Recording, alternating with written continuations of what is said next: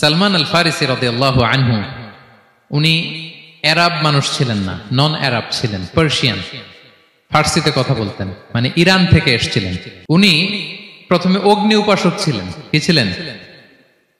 অর্থাৎ ওই যে জরাথুষ্ট যারা আগুন দেখলে এরা পূজা করে, আগুনের পূজা যারা করে, জরাস্ট্রেনিয়ান, এই ধর্মে বিশ্বাসী ছিলেন। আগুনের পূজা করতেন ইরানে। তিনিও আগুনের পূজা করে, তার বাবাও আগুনের পূজা করে। একদিন বাবা একটা কাজে পাঠিয়েছে, ওই কাজ করতে যেয়ে সে খ্রিস্টানদের গির্জা ক্রস করতেছিল। ছোট মানুষ গির্জা ক্রস করতে যেয়ে দেখে খ্রিস্টানরা কেমন যেন আলাদা ইবাদত করে, নামাজ পড়ে। এটা দেখে খুব ভালো লাগছে, তার খুব ভালো লাগছে।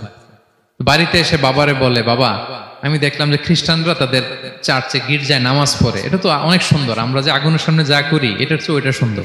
বাবা বলে, খাইছে, ছেলে তো আমার শেষ হয়ে যাবে। তো বলতেছে, না না বাবা, আমরা যে আগুনের উপাসনা করি এটাই ভালো। উনি বলেন, না, আমি অনেক চিন্তা করেছি, ওরা যেভাবে গডের কাছে চায় ওইটা শ্রেষ্ঠ। বাবার সাথে ছেলের, সালমানের অনেক তর্ক বিতর্ক। পরে বাবা ভাবলেন, যদি ওকে না আটকাই তাইলে প্রভাবিত হয়ে সে খ্রিস্টান হয়ে যেতে পারে। তো ঝগড়া তর্ক বিতর্ক শেষে তার পিতা তাকে শেকলবন্দি করলো। কি করলো? পায়ে শেকল লাগায় রাখছে। কিন্তু ছেলে তো মনে মনে খ্রিস্ট ধর্মের প্রতি আকৃষ্ট হয়ে গেছে। তো ওই খ্রিস্টানরা তার সাথে লুকিয়ে যোগাযোগ করত। সালমান ওই খ্রিস্টানদেরকে বলল যে, তোমাদের খ্রিস্টান ধর্মের উৎপত্তি কোথায়? বলে, সিরিয়াতে। বলতেছে, এখান থেকে কোনো কাফেলা সিরিয়া যাবে নাকি? বলতেছে, হ্যাঁ, মিশনারি ওয়ার্কে একটা কাফেলা আসছে, যাবে। বলতেছে, যেদিন যাবে আমাকে বলবে।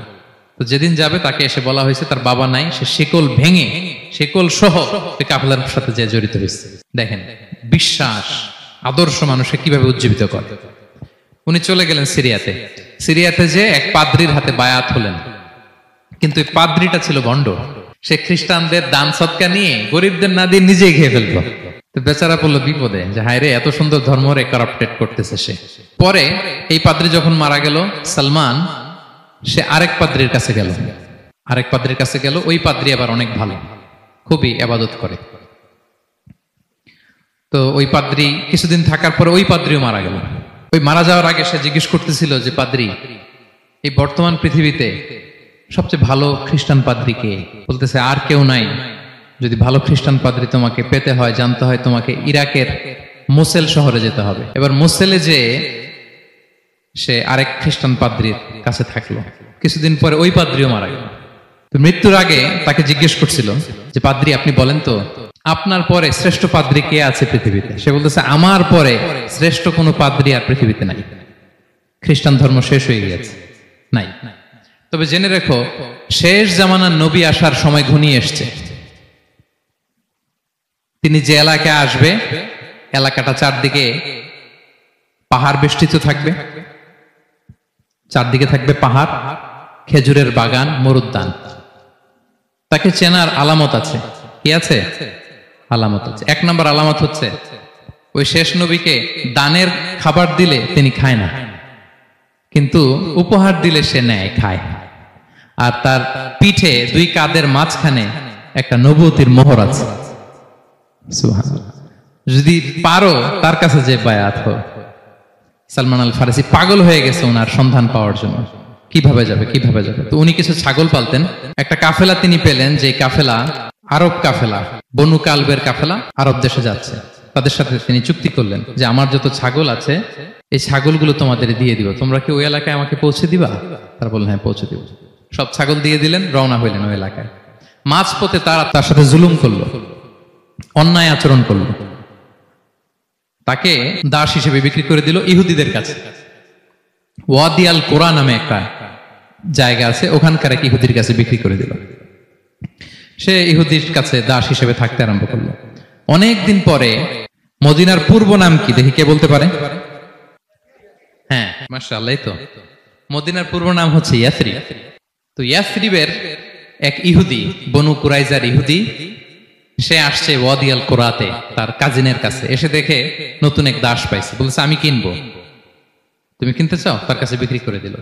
তখন ইয়াসরিবের ওই ইহুদি, বনু কুরাইজার, সালমান আল ফারিসিকে নিয়ে ইয়াসরিবে চলে গেল। সুবহানাল্লাহ। মদিনার আগের নাম কি? বিষ্ণু ইসলাম মক্কা থেকে হিজরত করে কিছুদিন পরে কই যাবেন? সত্যের অনুসন্ধানে যদি আপনি হন, সত্য আপনি পাবেনই, সত্যের কাছে আপনি পৌঁছাবেন, এতে কোনো সন্দেহ নাই। দেখেন বিষ্ণু ইসলাম ওই এলাকায় আসবেন, আসার আগে আল্লাহ তাআলা সালমানকে নিয়ে ওখানে পৌঁছায় দিয়েছে। তিনি ওখানে থাকলেন, দীর্ঘদিন থাকলেন, খেজুর বাগানে তিনি কাজ করেন আর অপেক্ষা করেন যে কবে বিষ্ণু ইসলাম আসবেন। একদিন তিনি খেজুর গাছের উপরে কাজ করতেছেন, হঠাৎ ইহুদিরা বলা বলি করতেছে আজকে ওই মক্কা থেকে কোন এক লোক নাকি আসছে কোবা পল্লীতে, সবাই বলে সে নাকি নবী, সবাই বলে সে নাকি। এই কথা শুনে উনি খুশিতে ওই খেজুর গাছ থেকে ধপাস করে নিচে পড়ছে। নিচে পড়ে মালিককে বলতেছে কে আসছে কে আসছে। এই কথা শুনে মালিক রেগে মেগে তাকে মারতে আরম্ভ করলো যে তোমার জেনে কি লাভ, যাও এখান থেকে। তার মানে সুবহানাল্লাহ, সালমান আল ফারিসি তিনি জেনে গেলেন যে বিষ্ণু ইসলামের আগমন ঘটেছে। আপনারা জানেন যে হিজরতের যে রুটটা, বিষ্ণু ইসলাম সরাসরি ইয়াসরিবে বা মদিনায় না ঢুকে প্রথমে কুবাতে ঢুকেছিলেন, কুবা পল্লীতে কিছুদিন ছিলেন, মসজিদে কুবা নির্মাণ করেছেন। তো তিনি তো সত্যের সন্ধানী হয়ে পাগল, আল্লাহর কাছে সবসময় দোয়া করতেন আল্লাহ সেই আখির জামানার নবীর সন্ধান যেন আমি পাই। সালমান আল ফারিসি রাদিয়াল্লাহু তাআলা আনহু ওই যে তার পাদ্রীর শিখিয়ে দেয়া যে আলামত তিনি দেখলেন, ঠিকই তো ইয়াসরিবের দুই দিকে হাররা আছে, মানে পাহাড় বেষ্টিত, আবার খেজুরের বাগান আছে। এবার তিনটা যে আলামত দিয়েছিল ওই আলামত চেক করার জন্য কিছু খেজুর নিয়ে কুবায় চলে গেলেন। কুবায় যেয়ে দেখেন বিষ্ণু ইসলাম সাহাবাদের নিয়ে বসা। তো তিনি বিষ্ণু ইসলামের সাথে পরিচিত হয়ে বললেন এই যে কিছু সাদাকার খেজুর আমি আপনার জন্য এনেছি, নেন। বিষ্ণু ইসলাম বললেন ওই যে ওদেরকে দাও, ওই যে গরিব সাহাবারা ওদেরকে দাও। বিষ্ণু ইসলাম খেলেন না, সে মনে মনে বলতেছে এই তো একটা পেয়ে গেছে, একটা পেয়ে গেছে। উনি কিন্তু খায় নাই, ধরেও নাই, বলতেছে যে ওদেরকে দাও। দিল, সাহাবারা খেল। এরপর বিষ্ণু ইসলাম কুবা থেকে মদিনায় চলে গেলেন, তখনও মদিনার নাম হয়নি, ইয়াসরিবে গেলেন। এবার কিছুদিন পরে আরো কিছু খেজুর নিয়ে সালমান রাদিয়াল্লাহু তাআলা আনহু বিষ্ণু ইসলামের কাছে গেলেন। এবার যে বললেন কিছু খেজুর আমি উপহার হিসেবে আপনার জন্য এনেছি, আপনি কি গ্রহণ করবেন? বিষ্ণু ইসলাম বললেন অবশ্যই গ্রহণ করব। বলেই তিনি একটা নিয়ে খেতে শুরু করলেন, খেলেন এবং বিতরণ করলেন।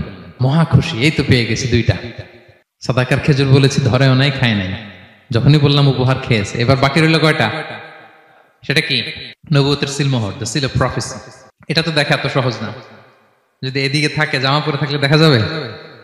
তো এটার জন্য প্রায় যায়, কিন্তু ব্যাটে বলে হয় না, ট্রাই করে কিন্তু দেখা যায় না। একদিন তিনি গেলেন এবং এটার জন্য তো পিছে পিছে থাকতে হবে, কি বলেন? কথা নেই বার্তা নেই, হুট করে পিছু পিছু ঘোরা যায় নাকি কারো? একদিন একটা উপলক্ষ তৈরি হলো, সেটা কি? বিষ্ণু ইসলাম এক সাহাবী মারা গেলেন বাকিউল গারকাদে, মানে যেটাকে আমরা জান্নাতুল বাকি বলি, ওই কবরস্থানে ওই লাশ নিয়ে যাচ্ছে, সবার সাথে সাথে বিষ্ণু ইসলামও যাচ্ছে। তো এখন তো একটা সুযোগ, পিছনে পিছনে যাওয়া যায়, কি বলেন? এইবার সালমান এসে পিছু ছাড়ে না, নবীজির পিছনে পিছনে যায়, কিন্তু স্বাভাবিক যাওয়া না, একটা আছে সিম্পলি হাঁটা, এরকম না, একবার এদিকে যায়, একবার ওদিকে যায়, একবার এদিকে যায়। আর অন্য সাহাবারা মনে মনে ভাবে ঘটনা কি, এরকম করে কেন লোকটা? কিন্তু বিষ্ণু ইসলাম তো জানেন কেন এরকম করতেছে, ঠিক কিনা বলেন? বিষ্ণু ইসলাম সেদিন দুইটা চাদর পরেছিলেন, একটা নিচে আর একটা উপরে, নিচে লুঙ্গি আর একটা চাদরটা দিয়ে গা ঢেকেছিলেন। বিষ্ণু ইসলাম ইচ্ছে করে পিঠের চাদরটা একটু নিচের দিকে নামালেন, যাতে করে সে যেটা খুঁজতেছে ওটা দেখে ফেলে। বিষ্ণু ইসলাম চাদরটাকে একটু করে নিচে নামালেন, নামানোর সাথে সাথে তিনি দেখলেন দ্য সিল অফ প্রফেসি, মাহরুন নবুয়া। দেখার সাথে সাথে সালমান আল ফারিসি চিৎকার দিয়ে বিশ্বনবীকে জড়িয়ে ধরলেন এবং ওই জায়গাটাতে দুই ঠোঁট দিয়ে চুমু খেলেন, কাঁদতে শুরু করলেন। বিষ্ণু ইসলাম বললেন কেন কাঁদো তুমি? এতক্ষণ আমি আপনাদেরকে যা শোনালাম, সালমান পুরো ঘটনাটা বিষ্ণু ইসলামের কাছে বর্ণনা করলেন। বললেন ইয়া রাসূলুল্লাহ, এই জন্য কাঁদি, আমি ছিলাম অগ্নি উপাসক, সত্যের সন্ধানে আমি খ্রিস্ট ধর্ম গ্রহণ করেছি।